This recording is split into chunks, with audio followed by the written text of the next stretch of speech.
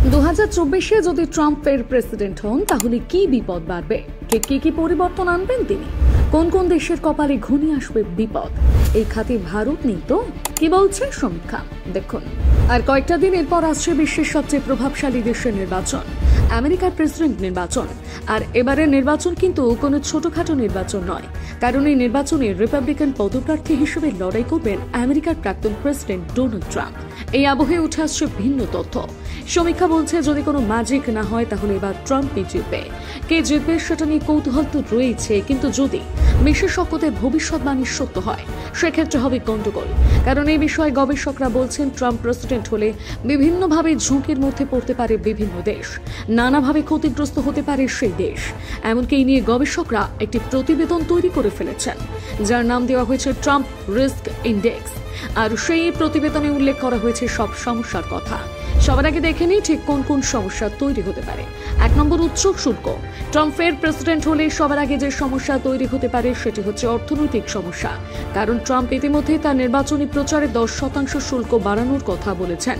এমনকি শোনা গিয়েছে ইস্পাত, অ্যালুমিনিয়ামের মতন পণ্যের আমদানিতে তিনি উচ্চ শুল্ক আরোপ করতে পারেন, এমন আশঙ্কাও শোনা যাচ্ছে। তাই সেক্ষেত্রে বিরাট বিপদ আসতে পারে।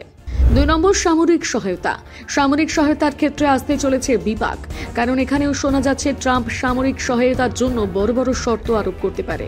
দ্বিতীয় মেয়াদে প্রেসিডেন্ট হলে তিনি বিভিন্ন দেশের সঙ্গে নতুন করে প্রতিরক্ষার বন্ধন তৈরি করবেন।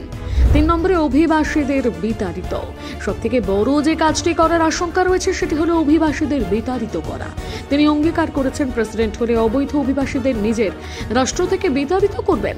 আর যুক্তরাষ্ট্রের ইতিহাসের এটাই হিন্ট সবচেয়ে বড় অভিযান। এমনকি একজন প্রেসিডেন্ট হিসেবে এটাই হবে তার প্রথম কাজ।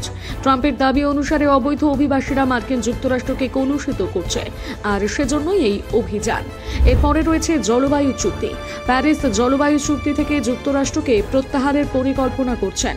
যদিও এর আগে ট্রাম্প প্রেসিডেন্ট থাকাকালীন এই চুক্তি প্রত্যাহার করেছিলেন, কিন্তু জো বাইডেন প্রেসিডেন্ট হওয়ার পর ফের এই চুক্তি করেন। কিন্তু এবারে এই চুক্তি প্রত্যাহারের পরিকল্পনা করছেন ট্রাম্প। এরপর আসে কোন কোন দেশ ঠিক কি ক্ষেত্রে ঝুঁকির মুখে পড়তে পারে। প্রথমেই রয়েছে মেক্সিকো। ট্রাম্পের এই বিভিন্ন নীতি পরিবর্তন আনার ফলে সবথেকে বেশি ঝুঁকিতে রয়েছে মেক্সিকো।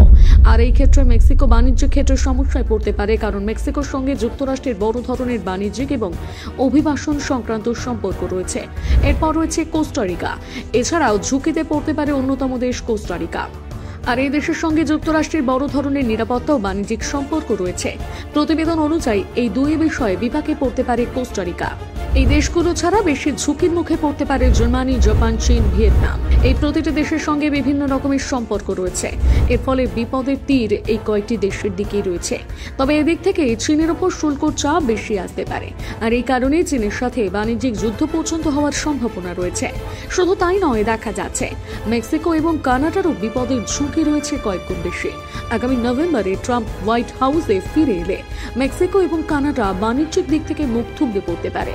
এছাড়াও বাণিজ্যিক চুক্তি সহ যে চুক্তি রয়েছে সবেতেই সমস্যা করতে পারে মার্কিন যুক্তরাষ্ট্র। অন্যদিকে এই বিপদ থেকে পিছিয়ে নেই ভারত কিংবা জার্মান, কারণ ইতিমধ্যে ট্রাম্প হুঁশিয়ারি দিয়ে দিয়েছেন ক্ষমতায় আসলে তিনি সুবিধাজনক বাণিজ্য তকমা বাতিল করবেন। অর্থাৎ কোনো সুবিধা দিয়ে নয়, একদম স্থায়ীভাবে হবে বাণিজ্য। আর তাই এক্ষেত্রে জার্মান, ভারত, আয়ারল্যান্ড সহ বিভিন্ন দেশ বাণিজ্যিক দিক থেকে সমস্যার সম্মুখীন হবে বলে আশা করা হচ্ছে।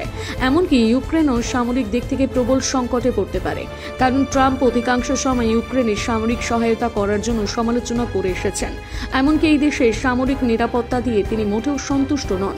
আর সেই সূত্র ধরে এমন ভয়ের আশঙ্কা। বিশেষজ্ঞদের মতানুসারে উল্লেখিত এই সবকটি দেশে অত্যন্ত ঝুঁকির মুখে রয়েছে। এরপর দেখা যাক ট্রাম্প আদৌ প্রেসিডেন্ট হন কিনা, এখন হলেও কোনো বিপদ আছে কিনা। প্রতিবেদনটি লিখেছে সুনন্দা মান্না, কণ্ঠেরিয়া সরকার, গ্রাফিক্স করেছে শুভঙ্কর সরকার। বাংলা হান্টের আরও নিত্য নতুন প্রতিবেদন দেখতে নজর রাখুন আমাদের পেজে।